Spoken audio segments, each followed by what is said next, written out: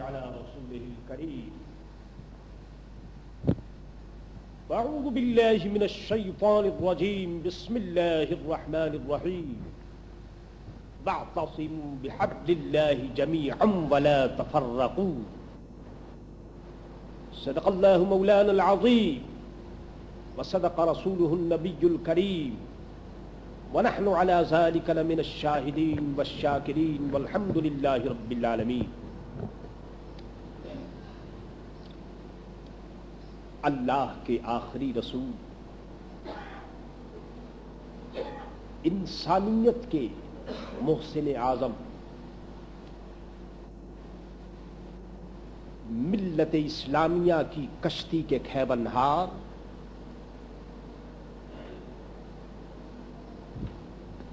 سید الانبیاء والمرسلین حضرت محمد الرسول اللہ صلی اللہ تعالی علیہ وسلم کی بارگاہ میں ایک مرتبہ درود و سلام عرض کر لیجیے.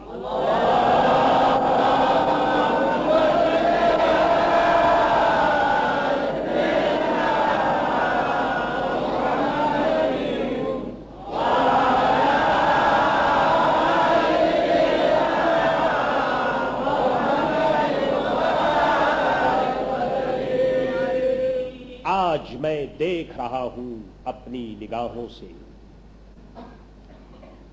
اور سن رہا ہوں کانوں سے کہ فرزندان توحید، فرزندان اسلام کی زبانوں پر اللہ اکبر، اللہ اکبر، لا الہ الا اللہ، واللہ اکبر، اللہ اکبر وللہ الحمد کا ترانہ ہے. یہ قومی ترانہ اور قومی نغمہ صبح سے گونج رہا ہے. موریشس کی فضاؤں میں خدا کی رحمت کا نزول ہے. لا الہ الا اللہ محمد الرسول اللہ پڑھنے والے چہروں پر شادابی اور تازگی ہے. ایسا محسوس ہوتا ہے کہ اللہ نے آج کے دن ملت اسلامیہ کو بہت بڑی نعمت عطا فرمائی ہے. ایسا معلوم ہوتا ہے کہ اس کا انعام اور اکرام زوروں پر ہے. بھائیوں اور بہنوں، عزیزوں اور دوستوں، اپنے سینوں میں ایمانی توحید و رسالت کی حرارت رکھنے والوں، آپ توجہ فرمائیے، غور کیجئے کہ یہ اللہ اکبر کی پکار ہمیں کس بات کی دعوت دے رہا ہے. یہ فرضی نغمہ نہیں جو کسی کسٹم یا کسی رسم و رواج کے نتیجے میں ہماری زبانوں پر آ جائے. یہ ہمارا حقیقی نغمہ ہے، ہمارے عقیدے کی پکار ہے.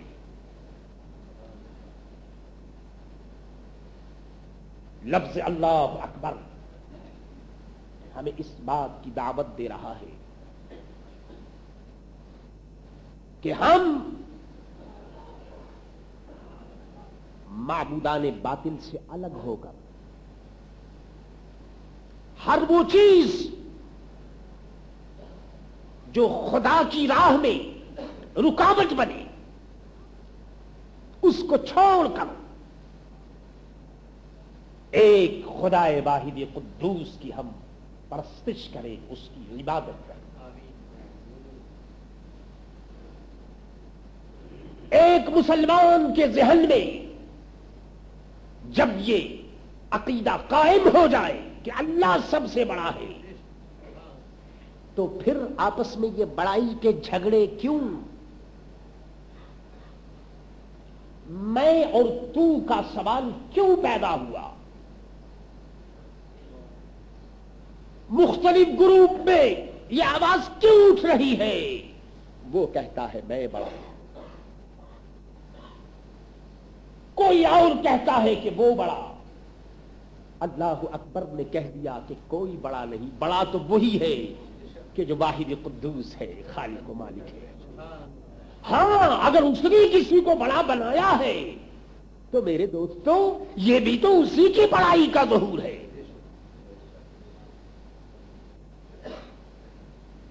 وَلِلَّهِ الْحَمْدُ۔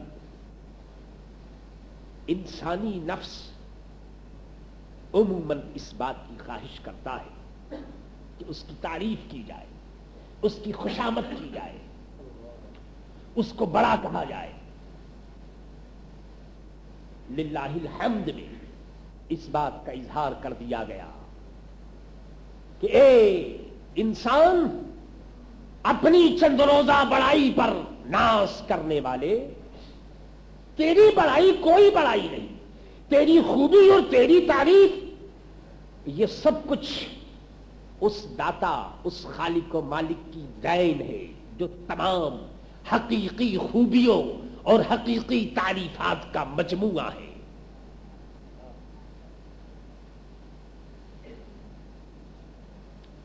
اللہ تیرا شکر ہے کہ تو نے ہمیں روزے عطا فرمائے،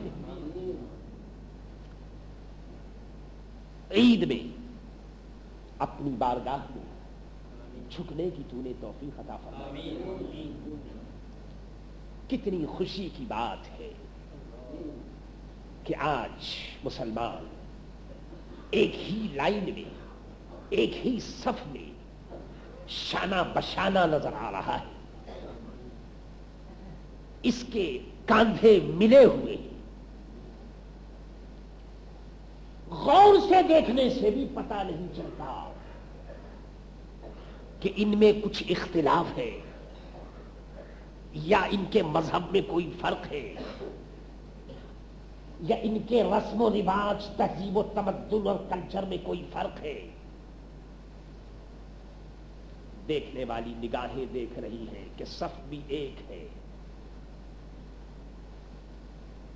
زبانوں پر ترانہ بھی ایک ہے، لا الہ الا اللہ محمد الرسول اللہ کا نغمہ بھی ایک ہے، ایک ہی کعبے کی طرف جھکنا بھی ہو رہا ہے، ایک ہی خدا کو سجدہ بھی ہو رہا ہے، ایک ہی رب کے لیے رکوع اور سجود کے منازل بھی طے ہو رہے ہیں۔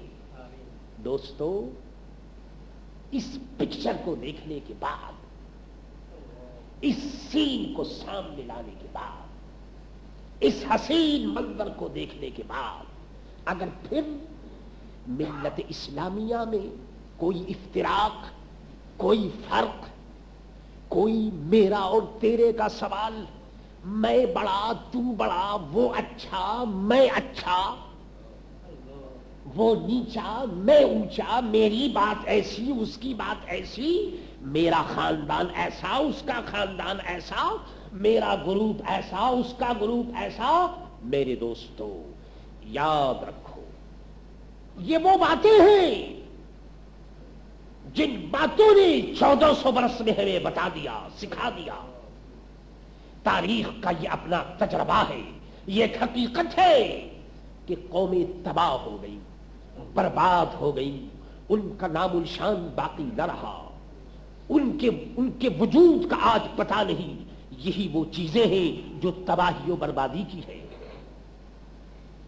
یہ دعویٰ کتنا اچھا ہے، کتنا حسین دعویٰ ہے جو عموماً ہماری صفوں سے اٹھتا رہتا ہے اور بلند ہوتا رہتا ہے کہ ہمیں ترقی کرنی چاہیے، ہم لوگوں کو ایک ہونا چاہیے، ہم سب ایک ہیں، ہمیں متحد ہونا چاہیے، متفق ہونا چاہیے۔ یہ کلیم بڑا اچھا ہے، دعویٰ بڑا اچھا ہے، لیکن حضور والا آج عید کا دن ہے، اللہ اس کے رسول کے لیے یہ سمجھتے ہوئے کہ ہمیں نیک اور بد کا حساب دینا ہے، غور کیجئے اور سوچئے کہ ہمارا یہ دعویٰ، ہمارا یہ کلیم، ہماری یہ آواز جو آج نہیں 1400 برس سے اٹھ رہی ہے، یہی آواز مکے میں اٹھی، یہی آواز مدینے میں اٹھی، یہی دعویٰ بغداد میں بلند ہوا، یہی دعویٰ سمرقند و بخارا میں کیا گیا، یہی دعویٰ ملک شام میں گونجا، یہی دعویٰ مصر میں گونجا، یہی دعویٰ پرسیا میں گونجا۔ میرے دوستو، کائنات کے چپے چپے پر اتحاد اور اتفاق کا دعویٰ گونجتا رہا ہے، آواز گونجتی رہی ہے اور دعوے کیے جاتے رہے ہیں۔ لیکن تاریخ سے پوچھیے، ایک وہ وقت تھا کہ جب یہ آواز مکے میں گونجی اور یہ نغمہ جب بلند ہوا کہ ہم سب ایک ہیں، تو اے آمنہ کے لال، اے فاران کی چوٹی پہ چمکنے والے آفتاب، تیری تقدیس اور تیری روحانیت کے صدقے کے واقعی میں انہوں نے ایک کر دیا، حبشے کو عرب سے ملا دیا، قریشی اور حبشی ایک ہی صف میں کھڑے ہو گئے، امیر کو غریب کے سامنے کھڑا کر دیا، غریب کو امیر سے بلند کر دیا، عجمی عرب سے بڑا ہوا، عربی عجمی پر ناز کرنے لگے۔ ایک سین وہ بھی دیکھنے میں آیا کہ عجمی امام بن گیا، عربی پیچھے ہو گئے۔ اسلام نے ان بتوں کو توڑ توڑ کر اور پاش پاش کر کے رکھ دیا کہ تم یہ ہو اور وہ یہ ہے۔ اسلام تو اس لیے آیا کہ تمہیں محمد رسول اللہ صلی اللہ تعالی علیہ وسلم کی برادری میں تمہیں ایک کر دیا جائے، آپس میں شیر و شکر کر دیا جائے۔ جب تک یہ جذبہ کار فرما رہا، جب تک یہ جوش مسلمانوں میں رہا، یہ حرارت مسلمانوں میں باقی رہی، اس وقت تک مسلمان کا حال یہ تھا۔ میرے دوستو، فتح اور نصرت مسلمانوں کے قدموں سے کھیلتی تھی۔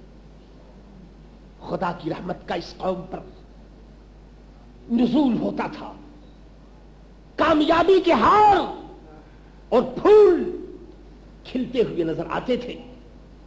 مسلمان جہاں بھی گیا، اپنے ہی لیے نہیں دوسروں کے لیے یہ رحمت بنتا ہوا چلا گیا۔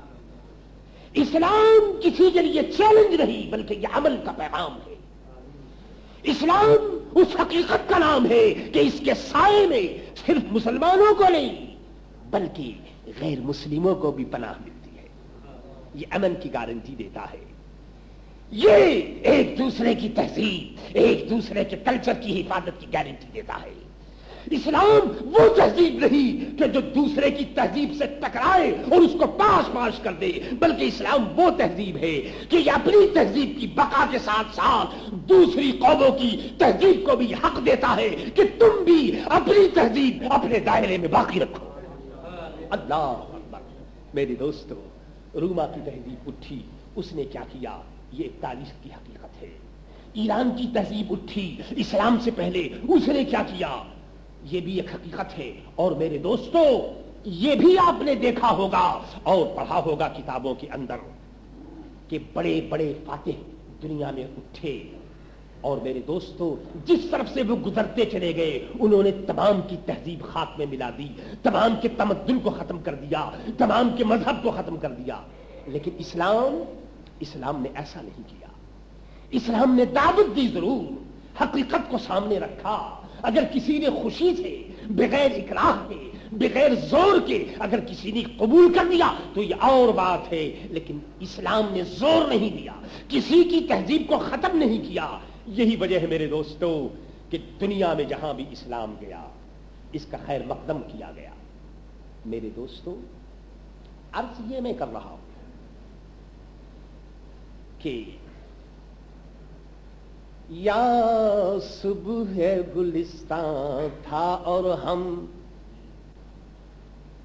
یا صبح گلستان تھا اور ہم، یا اب ہے قفس میں وقف ستم۔ یا صبح گلستان تھی اور ہم، یا اب ہے قفس میں وقف ستم۔ یا وہ بھی زمانہ دیکھا تھا، یا پیش نظر یہ عالم ہے یا وہ بھی زمانہ دیکھا تھا، یا پیش نظر یہ عالم ہے. دوستو ذرا ٹھنڈے دل سے سوچو کہ کوئی ملک اپنا کانسٹیٹیوشن، اپنا قانون بناتا ہے اسی لیے تو بناتا ہے کہ اس پر عمل کیا جائے. قانون اس لیے نہیں بنایا جاتا کہ وہ محض کاغذ میں یا فائل میں اس کو سنبھال کر رکھا جائے، بلکہ اس بات کی ضرورت ہوتی ہے کہ اس کو ایکشن میں لایا جائے، اس کو عمل کیا جائے. اور آپ یہ بھی جانتے ہیں کہ دنیاوی قانون کا مزاج یہ ہے کہ اگر کسی قانون کا کسی ملک میں انکار کر دیا جائے تو میرے دوستو ایسا شخص جو منظور شدہ قانون، حکومت کے قانون کا اگر انکار کر دے تو ایسا شخص قانون کی نظر میں مجرم قرار دیا جاتا ہے. ایسے شخص کو غدار وطن کہا جاتا ہے کہ جو حکومت کے قانون کا منکر ہو اور انکار کرتا ہو.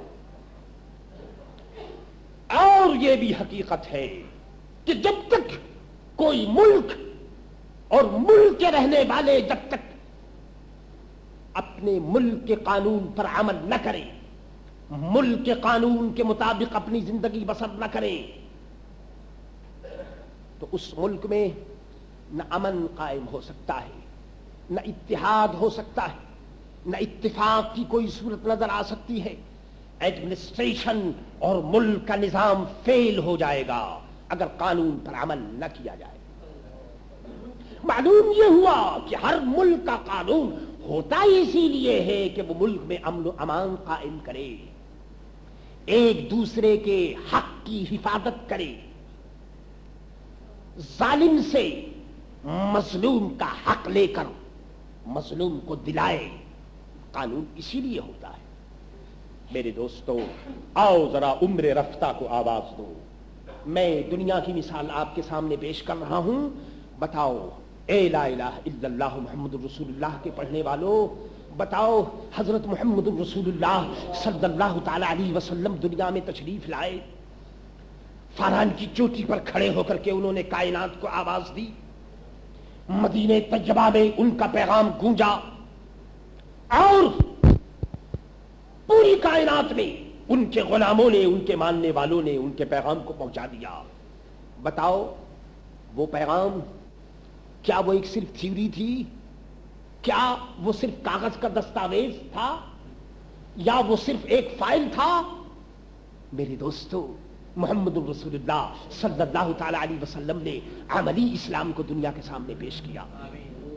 آپ نے عمل پیش کیا، آپ نے زندہ رہنے کا بلکہ مرنے کا طریقہ بھی آپ نے بتا دیا. اسلام نے ہمیں گھر سے لے کر کے آفس تک، مسجد سے لے کر بازار تک، اور میدان عیش و طلب سے لے کر کے اور میدان جنگ و جدل اور میدان حرب تک، میرے دوستو زندگی کے ہر اسٹیج پر اسلام نے ہماری رہنمائی کی، اسلام نے ہمیں بتایا، اسلام نے ہماری رہبری کی. عرض یہ کرنا چاہتا ہوں حضور والا، آج کے مقدس دن میں اس حقیقت کی طرف اشارہ کر رہا ہوں کہ بزرگوں، عزیزوں اور دوستوں، حضرت محمد رسول اللہ صلی اللہ تعالی علیہ وسلم جس اسلام کو لے کر آئے وہ اسلام پریکٹیکل اسلام ہے، وہ اسلام عملی اسلام ہے. اور اس اسلام کو ملت اسلامیہ کے سامنے پیش کیا گیا. قرآن 1400 برس سے آواز دے رہا ہے، وَاعْتَصِمُوا بِحَبْلِ اللَّهِ جَمِيعًا وَلَا تَفَرَّقُوا. اے کلمہ طیبہ کے پڑھنے والوں، اے فرزندان توحید، اے فرزندان رسالت، اے اسلام کا دعویٰ کرنے والوں، آؤ تھام لو اس حبل اللہ کو، اللہ کی رسی کو مضبوطی سے تھام لو. پیغمبر امت اللہ اکبر محمد رسول اللہ کی صحبت میں بیٹھنے والوں نے کہا یہ حبل اللہ کیا ہے، کسی نے کہا کہ یہ تو قرآن ہے۔ اللہ اکبر، قانون کا، پریکٹیکل قانون کا بہترین نمونہ یہ قرآن ہے۔ سبحان اللہ، عملی زندگی کی بہترین تصویر، انسانی زندگی کا ایک ایک چیپٹر اور ایک ایک منشا اس قرآن کے اندر موجود ہے۔ کہا جا رہا ہے واعتصموا، آؤ مضبوطی سے پکڑ لو اس کو، قرآن کو مضبوطی سے پکڑ لو۔ جناب والا اندازہ کیجئے، قرآن کہتا ہے کہ مجھے لے لو، میں بہترین لیڈر ہوں، میں بہترین راہبر ہوں، میں تمہاری راہبری کروں گا، میں تمہیں راستہ بتاؤں گا، میں تمہارا ہادی ہوں، میں تمہیں ظلمت سے نکال کر نور کی طرف لے جاؤں گا، میں اس دورے ظلمت کے اندر روشنی کا آخری میں پیغام ہوا، آؤ مجھے لو۔ میرے دوستو، ہمارے اختلافات مسلم، ہماری پریشانیاں مسلم، یہ منو تو کے جھگڑے یہ بھی مسلمات میں سے سب کچھ ہے، لیکن عرض یہ کرنا ہے کہ قرآن جو موجود ہے اس کی روشنی میں ہم اپنے آپ کو چیک کیوں نہیں کرتے، ہم اپنے آپ کو کیوں نہیں دیکھتے؟ اندازہ کیجئے کہ آج ملکی قانون پر عمل کیے بغیر ملک میں امن قائم ہو نہیں سکتا، اتحاد ہو نہیں سکتا، ایک دوسرے کے حقوق کی ادائیگی نہیں ہو سکتی۔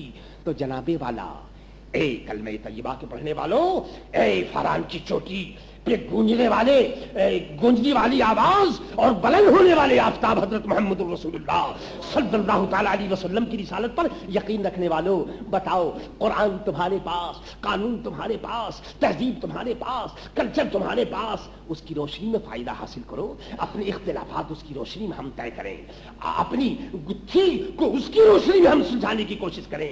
واعتصموا بحبل اللہ جمیعا ولا تفرقوا۔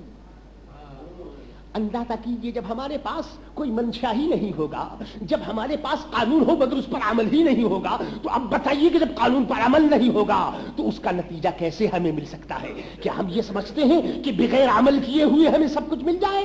یاد رکھیے، لیس للانسان الا ما سعی، یہ دنیا ہے اور دنیا کا ایک چیلنج یہ بھی ہے کہ تم عمل کرو، اور اسلام نے پہلے دن سے مسلمانوں کو اور پوری دنیا کے رہنے والوں کو عملی زندگی کی تلقین کی ہے، عمل کرو۔ میرے دوستو، آج اس کا رونا رویا جاتا ہے کہ جی ہمیں سروس نہیں ملتی، ہمیں بہت قسم کی پریشانیاں ہیں۔ میرے دوستو، آؤ قرآن کی روشنی میں اس گتھی کو سلجھاؤ، زمین پر پھیل جاؤ، یہ زمین تمہاری ہے، یہ جزیرہ تمہارا ہے، یہ آئی لینڈ تمہارا ہے، آؤ محنتی بنو، جری بنو، ہمت سے کام لو۔ تمہارے باپ داداؤں نے پہاڑوں کو میرے دوستو کھود کھود کر کے اور راستہ بنایا، پہاڑوں کی ٹکانی ختم کر کے اتنا خوبصورت جزیرہ آباد کر دیا، تو آؤ اسی زمین میں تمہارے لیے سب کچھ موجود ہے، محنت کرو۔ میرے دوستو، دنیا میں جو قوم محنت نہیں کرتی اس کے لیے کوئی مقام نہیں، محنت کرو۔ لیس للانسان الا ما سعی، اس کی کوشش مت کرو کہ ہر آدمی چیئر پر جا کر بیٹھ جائے، ہر آدمی کرسی پر جا کر بیٹھ جائے اور ہر آدمی وہی کرے کہ جو آفسوں میں ہوتا ہے۔ اس کے علاوہ اور بھی مقامات ہیں، کھیتیوں میں بھی کام کرو، میدانوں میں جاؤ، تجارت کرو، لیکن میرے دوستو یہ سب کچھ قرآن کی روشنی میں ہونا چاہیے، قرآن کی روشنی میں ہونا چاہیے۔ کتنی اچھی بات کہہ دی حکیم امت نے، اللہ وہ زمانے میں معزز تھے مسلمان ہو کر، اور تم خار ہوئے تارک قرآن ہو کر۔